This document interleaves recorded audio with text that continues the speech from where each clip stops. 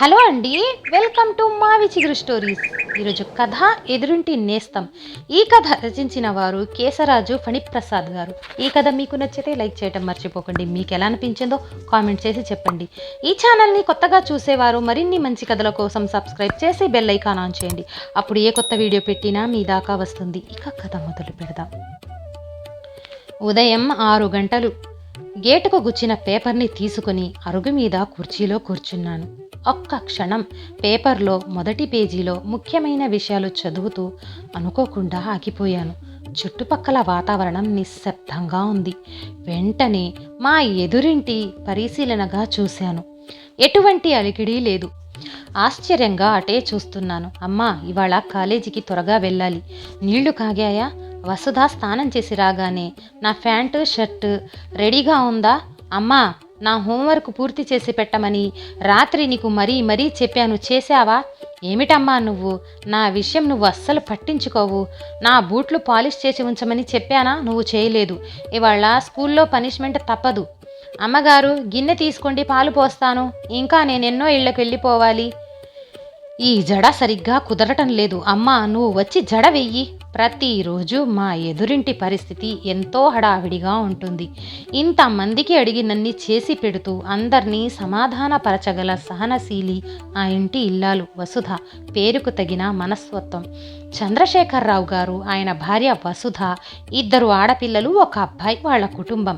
ఆడపిల్లలిద్దరూ ఈ సంవత్సరమే కాలేజీలో చేరి ఇంటర్ చదువుతున్నారు. అబ్బాయి కాన్వెంట్లో చదువుకుంటున్నాడు. ఇక చంద్రశేఖరరావు గారు అడ్వకేట్ జనరల్. ఎప్పుడూ హడావిడిగానే ఉంటారు. పైగా డిసిప్లిన్ ఆయన ఊపిరి. వృత్తి ధర్మాన్ని ధర్మంగానే నిర్వర్తించటం ఆయన జీవిత ధ్యేయం.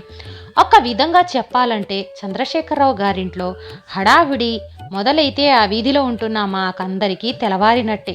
చుట్టుపక్కల ఇళ్ళవాళ్ళు ఈ హడావిడికి అలవాటు పడిపోయారు కూడాను. మరీ మధ్య చంద్రశేఖరరావు గారింట్లో ఈ నిశ్శబ్దానికి కారణం నాలో అనుకోకుండా కలుగుతున్న తాపత్రయం. ఎదురింటి విషయం గురించి పేపర్ చదవటం మానేసి మరీ ఆలోచించాలా? అంతరాత్మ కసురుకుంది. అంతే, పేపర్ని మళ్ళీ మొదటి నుంచి చదవటం ప్రారంభించాను. మాట వినని మనసు కుదురుగా ఉండనివ్వటం లేదు.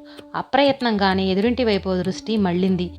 ఏమైందో ఏమిటో అనుకుంటూ స్తబ్దత చుట్టుముట్టిన ఇంటినే చూస్తూ ఆలోచనలో పడ్డాను. వాళ్ళు ఏదైనా ఊరు కానీ వెళ్ళలేదు కదా? ఏమో. 2 రోజులు టూర్ వెళ్ళి రాత్రే వచ్చాను నేను కూడాను. మా ఆవిడ సుమిత్ర మాట్లాడకుండా పడుకుంది. రేపొద్దున తనని అడగాలి అనుకున్నాక కాస్త మనస్సు కుదుటపడింది. కాఫీ తాగి త్వరగా స్నానం చేసి రండి, వెళ్ళాలి. హడావుడి పడుతుంది సుమిత్ర. ఎక్కడికి అడిగాను. వసతికి మొన్న కడుపులో నొప్పి వస్తే హాస్పిటల్కి వెళ్తానన్ను తోడు తీసుకెళ్ళింది. డాక్టర్లు ఏవేవో పరీక్షలు చేసి హాస్పిటల్లో చేరమన్నారు. చేరింది. వాళ్ళ ఆయన కూడా ఊళ్ళో లేకపోవటంతో తన ఇంట్లో పిల్లలకి సహాయంగా ఉండమని అడిగింది. అందుకే ఇంట్లో పనులు త్వరగా చేసుకుని వెళ్ళాలి. మరి ఇంట్లో పిల్లలున్న అడికిలి లేదు. నువ్వు వెళ్ళి ఏం చేస్తావు? వాళ్లకు తెలిసిన వాళ్ళింటికి వెళ్ళారు. నేను వంట చేసి మధ్యాహ్నం క్యారియర్ పంపాలి. మీ లంచ్ టైంకి వచ్చేస్తా అంటూ వెళ్ళిపోయింది. సుమిత్ర కలుపుగోలు మనిషి. మా కాలనీ వాళ్ళందరితోనూ స్నేహంగా ఉంటుంది. ముఖ్యంగా చంద్రశేఖరరావు గారింట్లో ఆవిడ్ని తమ కుటుంబంలో ఒక మనిషిగా చూస్తారు. వసుధ తిరిగి ఇంటికొచ్చేదాకా మా ఆవిడకు స్థిమితం ఉండదని అర్థమైపోయింది నాకు. మెల్లగా లేచి స్థానానికి బయలుదేరాను. హమ్మయ్య అంటూ వచ్చింది సుమిత్ర. రండి, మీకు భోజనం వడ్డిస్తాను అంటూ డైనింగ్ వైపు దారి తీసింది. భోజనం వడ్డిస్తున్నంతసేపు ఏదేదో మాట్లాడుతూనే ఉంది. అవును సుమిత్ర, వసుధ గారికి 2 అమ్మాయిలు కదా, వాళ్ళకి ఇంటి పని వంట పని రాదా? సందేహంగా అడిగాను. వాళ్ళకా? స్టవ్ వెలిగించటం కూడా రాదు. ఎంతసేపు కంప్యూటర్ ముందు కూర్చోవటం, నేర్చుకోవటం. అన్ని పనులు తల్లి చేసి పెట్టాల్సిందే. ఇక్కడి వస్తువు అక్కడ పెట్టరు. పాపం, అలాంటి ఆవిడికి ఈ అనారోగ్యం ఏమిటో సానుభూతిగా అన్నాను. హఠాత్తుగా సుమిత్ర కళ్ళల్లో నీళ్లు తిరిగాయి. కంగారుగా అడిగాను, ఏమైంది సుమిత్ర అని. మొన్న ఆదివారం భోజనాలయ్యాక వసుధ దగ్గరికి వెళ్ళాను. పప్పు రుబ్బుతోంది. ఇంతలో వాళ్ళ అమ్మాయి కేకేసి మంచినీళ్ళు అడిగింది. 1 నిమిషం అంటూ వెళ్ళి నీళ్లు తెచ్చి ఇచ్చింది. ఆమె అటు వెళ్ళగానే నేను సహాయం చేశాను. వద్దంటూ నొచ్చుకుంది. ఆ తర్వాత బాత్రూంలో బట్టలు ఉతికిపెట్టు మమ్మీ అంటూ మరో పిల్ల కేకేసింది. సరే అంటూ అటు వెళ్ళింది. నాకు సహనం పొయ్యి అడిగాను, వసుధ, మీ అమ్మాయిలిద్దరూ లోపల ఏం చేస్తున్నారు? ఇవాళ ఆదివారం ఆదివారం కదండి, టీవీ చూస్తూ కబుర్లు చెప్పుకుంటున్నారు, బట్టలకు సబ్బు రాస్తూ అంది. వసుధ మాటల్లో ఎటువంటి భావం లేదు. నాకు ఒళ్ళు మండింది. మరీ విడ్డూరం కాకపోతే ఆడపిల్లలై ఉండి ఇంట్లో పనులు చేస్తూ తల్లికి కాసింత సహాయంగా చేదోడు వాదోడుగా ఉండొద్దు అని అదే మాట పైకి అడిగేశాను. ఎంత కాలేజీ చదువులైతే మాత్రం ఇంట్లో పని ముట్టుకోకుండా ఉండటం ఏంటండి? నిజమేననుకోండి, మొదటి నుంచి లేని అలవాటు ఇప్పుడు రమ్మంటే ఎలా వస్తుంది చెప్పండి? రేపు పెళ్ళి అయ్యి వాళ్ళ అత్తారింటికి వెళ్తే ఎలాగూ పనిచేయక తప్పదు అంది భారంగా. మరి ఇప్పటి నుంచే పిల్లలకు పనులు నేర్చుకోవాలా కదా? మీరొక్కరే రెక్కలు ముక్కలు చేసుకుంటూ ఇంత పని చేస్తున్నారు. రేపు మీకేదైనా అనారోగ్యం వస్తే పరిస్థితి ఏంటి అన్నాను ఆవేశంతో. అప్పుడు వసుధ అసహాయంగా చూస్తూ ఉండిపోయింది. నిజంగా నాది పాపిష్టి నోరు. ఆ సాయంత్రమే వసుధ ఆసుపత్రిలో చేరింది. బాధపడుతూ చెప్పటం పూర్తి చేసింది నా భార్య. సుమిత్ర, వసుధ తన పిల్లల ప్రవర్తన గురించి ఎప్పుడైనా నీతో చర్చించిందా ఆరాగా అడిగాను. తన పిల్లలకి ఏ పని రాదని ఏ తల్లి మాత్రం చెప్తుందండి? వసుధకి పిల్లలు బాగా చదివి పోటీ పరీక్షల్లో నెగ్గాలని తపన. తన భర్తకి తనే స్వయంగా వండి వడ్డించాలని తాపత్రయం. అవును, వాళ్ళింట్లో మరో విషయం కూడా గమనించాను. ఆయనకు వంట మనిషిని పెట్టడం నచ్చదు.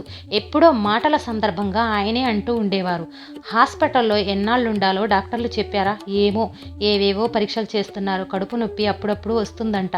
ఈసారి మాత్రం ఎక్కువగా వచ్చిందని చెప్తుంది. ఇవాళ వాళ్ళ ఆయన వస్తున్నారు. సుమిత్ర, నా పిల్లలకు ఏ వస్తువు ఎక్కడుందో తెలీదు. వాళ్ళంతటా వాళ్ళు ఏ పనులు చేసుకోలేరు. మీరే మా పిల్లల్ని ఇంటిని చూసుకోవాలి అంటూ వసుధ కళ్ళమట నీళ్లు పెట్టుకుంటుంది. బాధపడుతూ చెప్పింది. అది కాదు సమస్య. ఈ సమస్యకి పరిష్కారం గురించి ఆలోచిస్తూ కూర్చుండిపోయాను. అంతే, కర్తవ్యం స్ఫురించింది. నా నిర్ణయం మీద సుమిత్రకు కూడా కొంత ఊరట కలిగింది. ఆ రోజు శనివారం మధ్యాహ్నం ఇంటికొచ్చాను. అక్కడ కనిపించిన దృశ్యం చూస్తే వేసిన ఆశ్చర్యం అంతా ఇంత కాదు. మా ఆవిడ వంటింటి గడప దగ్గర కూర్చొని బియ్యంలో రాళ్ళేరుతుంది. పక్కనే కూర్చున్న వసుధ కూతురు కూరలు తరుగుతుంది. అప్పుడే అక్కడికొచ్చిన వసుధ రెండో కూతురు, ఆంటీ బకెట్లో వాషింగ్ పౌడర్ ఎంతేయాలి అని అడుగుతుంది. నాకు ఆ సన్నివేశం చిత్రమైన ఆనందాన్నిచ్చింది. సుమిత్ర, కాఫీ ఇస్తావటోయ్ అన్న నా కేకకు హడావిడి పడుతూ లేచింది మా ఆవిడ. కానీ కాఫీ తెచ్చింది మాత్రం వసుధ కూతురు. అంకుల్, కాఫీ తీసుకోండి అంటూ. నేనే ఇచ్చిరమ్మన్నానులేండి అంటూ మా ఆవిడ ఆ అమ్మాయితో, చూడమ్మా, స్టవ్ మీద కూర కలియబెడుతూ ఉండు, నేను ఇప్పుడే వస్తా అంది. ఆ అమ్మాయి అటు వెళ్ళగానే అడిగా, సుమిత్ర, వస్తుగారు ఎప్పుడొస్తారా ఆసుపత్రి నుంచి అని. మరో 10 రోజులు పడుతుందంట. అప్పటిదాకా ఈ పిల్లలు ఇలా అవస్థ పడక తప్పదు అంటూ నిట్టూర్చింది. ఆ రాత్రి పిల్లలతో సహా ఆసుపత్రికి వెళ్ళొచ్చింది. తిరిగొచ్చాక కబుర్లలో చెప్పింది. భోజనం పట్టుకెళ్లిన పిల్లలు కొసరి కొసరి తల్లి చేత తినిపించటం చూసిన వసుధ కళ్ళు కన్నీటి బాష్పాలతో నిండిపోయాయని. వసుధ సంతోషం మాట ఏమో కానీ నా భార్యకి మాత్రం గొప్ప ఆనందాన్నిచ్చింది ఈ సంఘటన అనిపించింది నాకు. ఆ రోజు ఆఫీస్కు సెలవు పెట్టి ఆసుపత్రికి వెళ్ళాను. అక్కడ నన్ను చూడగానే చంద్రశేఖరరావు గారి కళ్ళు ఆనందంతో మెరిశాయి. ఎలా ఉందమ్మా ఇప్పుడు అని అడిగాను వసుధను. ఇప్పుడిప్పుడే కోలుకుంటున్నానండి, బెడ్ మీద నుంచి లేవబోతూ అంది. పర్వాలేదు, పడుకోండి అంటూ ఏవో మాటలు చెప్తూ అలా వాళ్ళిద్దరితో గంటకు పైగా గడిపా. వచ్చేస్తుంటే అన్నారు వాళ్ళు, మా వల్ల మీకెంతో ఇబ్బంది కలుగుతుంది కదూ అని. భలేవారే, ఎదురెదురు ఇళ్లల్లో ఉంటున్నాం, ఒకరికొకరం సహాయం చేసుకోవటంలో శ్రమేముంది, మీరు ధైర్యంగా ఉండండి, పిల్లల్ని మేము చూసుకుంటాం అంటూ స్నేహంగా ఆయన భుజం తట్టి ఇంటికి బయలుదేరారు. ఇంటికి రాగానే వసుధ పిల్లలు ఎదురొచ్చి అడిగారు, అమ్మకి ఎలా ఉంది అంకుల్ అంటూ. పర్వాలేదమ్మా, మీ అమ్మగారు కులాసాగానే ఉన్నారు, ఏం పర్వాలేదు, తగ్గిపోతుంది అని. వాళ్ళు లోపలికి వెళ్ళాక అంది సుమిత్ర, తల్లి గురించి పిల్లల దిగులు పడుతున్నారు, వాళ్ళు దిగులు పోగొట్టాలని పనులు చేయిస్తున్నాను, ఆ ధ్యాసలో పడి కొంతవరకైనా మర్చిపోతారని. అలా అని పిల్లల్ని హైరానా పెట్టకు అన్నాను గబాల్న.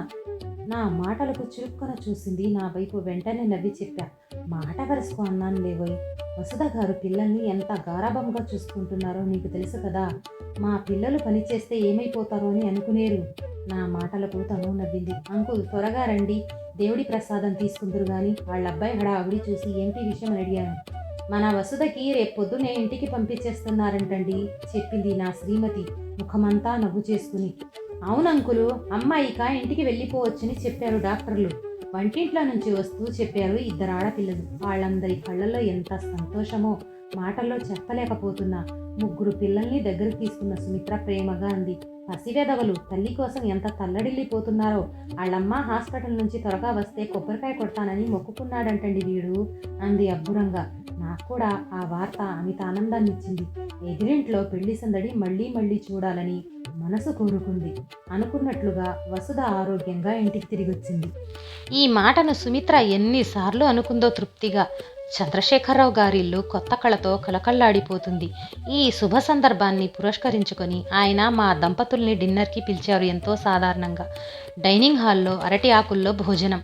మా ఇద్దరి జంటలు ఎదురెదురుగా కూర్చున్నాం. పిల్లలు వడ్డన చేస్తున్నారు. పెళ్లివారికి వడ్డిస్తున్నంత హడావిడి పడిపోతున్నారు. ఇంత చక్కటి భోజనం మనం కలిసి ఆరగిస్తామని నేను అనుకోలేదు సుమా అన్నాను, గోంగూర పచ్చడిని మరీ కాస్త వేయించుకుంటూ. నిజం చెప్పొద్దు, నాకు ఆనందంగానే ఉంది అలా అందరం కలిసి సహపంక్తి భోజనం చేయటం.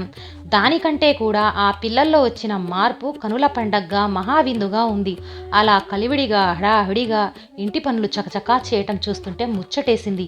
ఇదంతా గమనించిన వసుధ అంది, పిల్లల్ని ఇలా మార్చేసిన పుణ్యమంతా అక్కయ్య గారిదే అంటూ అభినందనంగా మా ఆవిడ వైపు చూసింది. నిజమేనండి, మా పిల్లలకు చక్కగా పనులు నేర్పారు. వాళ్ళకిప్పుడు మాట మంచి తెలిసింది. కష్టం సుఖం తెలుసుకున్నారు. మీ మేలు మాటల్లో ఎలా చెప్పాలో తెలియటం లేదు. అసలు అభినందించటానికి మాటలు లేవు అన్నారాయన ఎంతో ఉద్వేగంతో. సుమిత్ర వసుధలు ఒకరిపొకరు చూసుకుంటూ నవ్వుకున్నారు. వారిద్దరి కళ్ళల్లోనూ కన్నీటి తెరలు కమ్ముకున్నాయి. ఒకరిది కృతజ్ఞతాభావం, మరొకరిది తల్లితనం. తనకు పిల్లలు లేకపోయినా ఈ 10 రోజులు తన పిల్లల్లా చూసుకుని మురిసిపోయిన సుమిత్ర మనస్సు బోసిపోవటం నేను గమనించాను. అయినా ఆమెలోని అమ్మతనం నిండుగా తొణికిసలాడుతూనే అంది, ఇదంతా నా గొప్ప కాదు. పిల్లలు చెప్పింది విని చక్కగా నేర్చుకున్నారు. వాళ్లదే ఈ గొప్పతనం అంటూ పిల్లల వైపు ప్రేమగా చూసింది సుమిత్ర. ఆ క్షణంలో మా ఎదురింటి వాళ్ళు ఎద నిండిన వాళ్లలాగా కనిపించారు. ఈ కథ నచ్చితే లైక్, షేర్ చేసి తప్పకుండా సబ్స్క్రైబ్ చేయండి.